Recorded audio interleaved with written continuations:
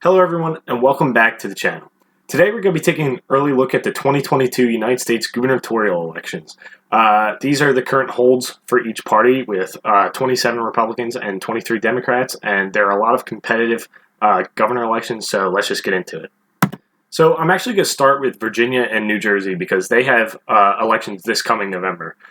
So I believe New Jersey is going to be a solid Democrat. It's not going to be really that competitive at all. But Virginia, on the other hand, is a much different story.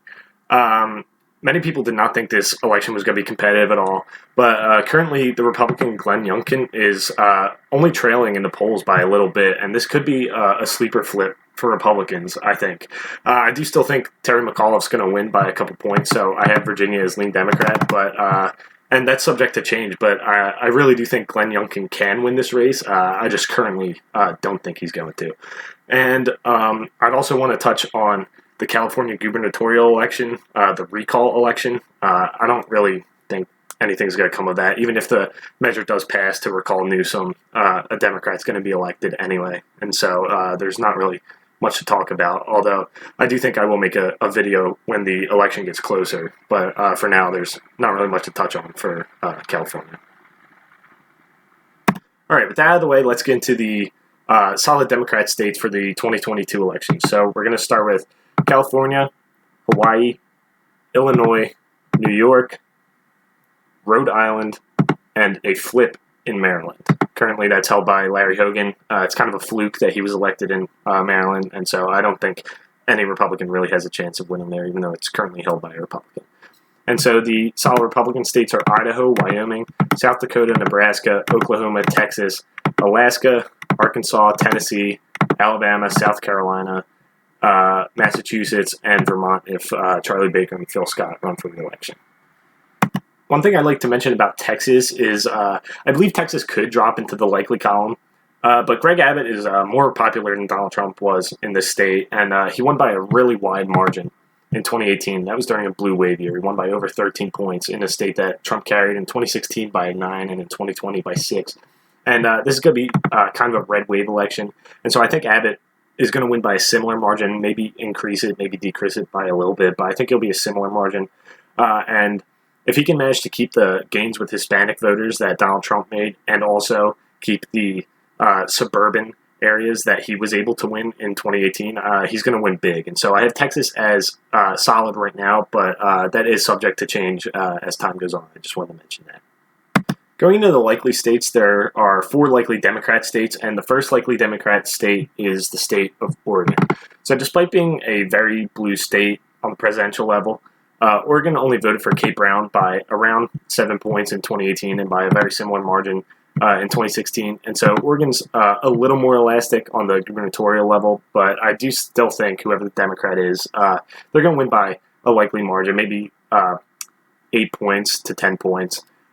So it's not really going to be that competitive, but I think it is going to be a little below the solid margin, so I'm categorizing it as likely. The next likely Democrat state I have is Colorado.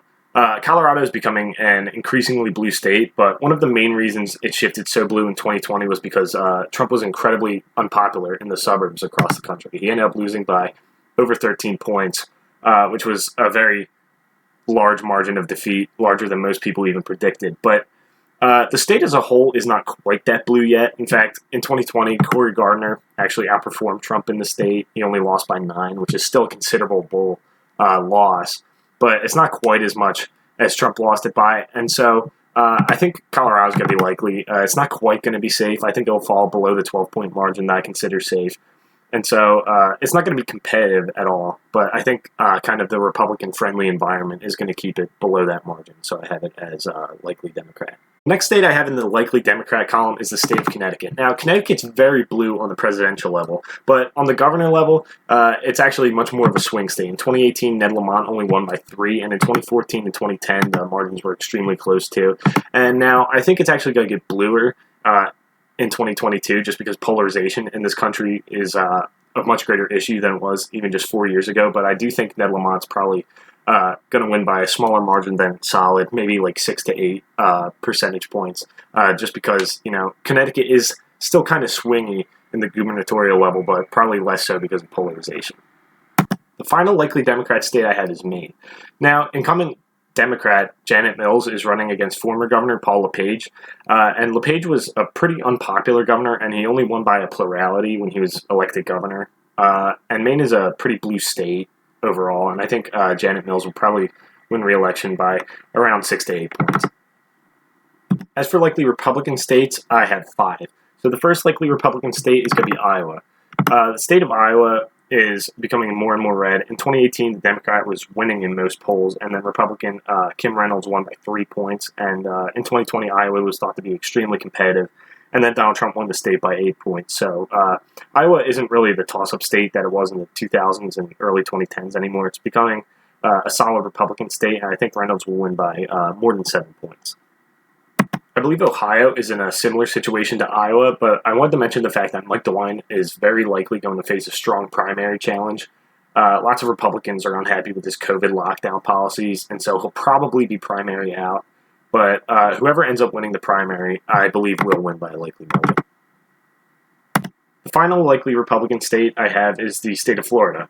So during the COVID lockdowns, Ron DeSantis became, a household name due to his more resistant policy on the lockdowns. And if Trump doesn't run for president in 2024, Ron DeSantis seems like he's most likely to win the Republican nomination for president. And he hasn't even said he wanted to yet. And so he's extremely popular among Republicans across the country. And he's even more popular in the state of Florida. He lost almost every poll in 2018, and yet he still managed to squeak out a very narrow win. And now he hasn't lost a single poll that I've seen. In fact, in all of these polls already, he seems to be leading by a minimum of 7. There's 1-6 here against Charlie Crist. But, there's one here that has him leading by 22. I'm tempted to make this a safe race for Ron DeSantis, but there's a lot that can happen between now and November 8th, 2022. And so I am going to categorize Florida as likely Republican. All right, now I'm going to talk about the competitive races from west to east, starting with Nevada. And so in 2018, Democrat Steve Sisolak was elected by around 4 points. And I talked about this in my Senate video, but the Democratic Party split could hurt his chances at re-election. However, he is the incumbent governor, and he's pretty popular, and so I think he's probably going to hold on by around 3 points, so I'm categorizing Nevada as lean Democrat. The state of Arizona currently has a Republican governor in Doug Ducey, but he is term limited and can't run again. So they're going to have to find 2 new candidates to run. And I think people are overestimating Arizona's shift towards the Democrats just slightly. I don't think it's becoming a safe blue state. I think it's going to be more like a Florida-type state, a perpetual swing state for the next decade or so. And so obviously, Arizona voted for Joe Biden and Mark Kelly in 2020. But Martha McSally was an establishment candidate. She didn't have that appeal to Trump's base. And so she actually underperformed Trump, even though Trump did still lose. But that's because he was kind of railing against John McCain for the entirety of his presidency, and John McCain was extremely popular in Arizona. And even as Trump and McSally lost, Republicans in Arizona still managed to hold on to their state Senate and House of Representatives. And so I do think this is going to be a very close election, but I do still think the state favors Republicans in general, and so I'm categorizing it as tilt Republican. In the state of New Mexico, I think it's actually going to be more competitive than people believe in 2022. Michelle Lujan Grisham won by around 15 points in 2018, but in 2020, Joe Biden only won by 10 points. And in the concurrent Senate election, Ben Ray Lujan only won by around 6 points. And so I do think that this state could get a little close. I don't think it really has a chance of flipping, but I am categorizing it as lean Democrat because I think it could drop below 5 points. I don't think it has a chance of flipping, but I do think it's going to be a lot closer than people are expecting. The state of Kansas is generally a solid Republican state, but on the gubernatorial level, it's much more competitive. In 2018, Democrat Laura Kelly was elected by around a 5-point margin, but I think she got lucky with that. Chris Kobach was a controversial candidate. It was a blue wave year, and Greg Warman took 6.5% of the vote, which is greater than the margin of victory. And so I do think Kansas is going to be lean Republican this year because Kelly does have the incumbency advantage, but it is going to be a Republican advantage year, and she's in a red state. and polarization in this country has become a lot worse, and so I don't really think she has much of a chance of winning. I do think it's going to be close, maybe 3 to 4 points, but I don't really see her hanging on. Next up is the state of Minnesota. So after a surprisingly close result in the 2016 presidential election, Minnesota took a hard swing left in 2020. Biden won it by over 7 points. And so Tim Walz, the Democrat, is a pretty popular governor. And although I think Republican turnout will be up in 22, I do think Walz will still win by around 5 points. And so I'm categorizing Minnesota as lean Democrat. In the state of Wisconsin, Democrat Tony Evers beat incumbent Scott Walker by a little over 1 point. And Wisconsin's a state that has been trending right for a while now. And with 2022 being kind of a red wave year, plus Evers' narrow win in the blue wave year of 2018, I think whoever the Republicans will put up will probably beat him, unless it's an establishment neocon candidate, kind of like Rebecca Kleefisch. But if they put up more of a populist type candidate, I think they'll win. But it's too early to really say, but I am calling Wisconsin tilt Republican for the time being. Gretchen Whitmer is a very polarizing governor in Michigan. Her COVID policies were very strict, but she was also seen kind of not following them, and she was called out for her hypocrisy by a lot of people. But this is still going to be a very competitive race because Michigan is still like a lean blue state. In fact, it trended away from Republicans in 2020, even though the overall trend is in Republicans' favor. And I think James Craig is a Republican candidate that could beat Whitmer, but I do still think Whitmer has the advantage, so I'm rating Michigan as tilt Democrat. The state of Georgia is a state that has been trending left for quite a while now. It unexpectedly went very narrowly to Joe Biden in 2020, which caused a lot of trouble for Georgia Republicans. Governor Brian Kemp is facing a primary challenge from Vernon Jones because many Republicans were very unhappy with how he dealt with the allegations of fraud and stuff like that after Trump's loss in the 2020 election. And Stacey Abrams did lose to Kemp in 2018 by a very narrow margin, but she drove the turnout in 2020 and was likely a big reason that Biden was able to carry the state and that they were able to flip the two Senate races. And so if she does run again, she has the name recognition in Georgia this time and will be facing either incumbent Brian Kemp or Vernon Jones if he can successfully primary Kemp. And so either way, Abrams will be facing a divided Republican Party, and that gives Democrats a good advantage. And so I'm rating Georgia as still Democrat. Pennsylvania is going to be one of the closest governor races of this cycle. On the Democratic side, I believe Josh Shapiro is probably the most likely to win the nomination. I think he has a very good chance of winning the governorship overall. And on the Republican side, I think Lou Barletta is probably the favorite to win the nomination. And I think the Republican in this race is probably favored, mostly because of Pennsylvania's trend to the right in recent years. Despite Biden's win, it still did vote over 3 points to the left of the country.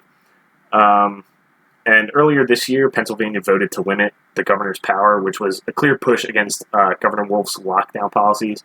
And so in a red wave year, I think Barletta would win by around a tilt margin. So the final state is New Hampshire. Now, assuming Governor Chris Sununu runs for Senate, this is going to be an open seat. And so riding on Sununu's coattails, I think the Republican would be able to win the election, especially if it's someone with name recognition like Kelly Ayotte, who lost the Senate race in 2016, but lost it very narrowly by less than 1,000 votes. And so it's too early to really call New Hampshire for the governor race, but I'm going to categorize it as lean Republican for now. With that, I have Republicans netting one gubernatorial seat, with Democrats flipping Maryland and Georgia, and Republicans flipping Kansas, Wisconsin, and Pennsylvania, giving Republicans 28 seats to Democrats 22 seats.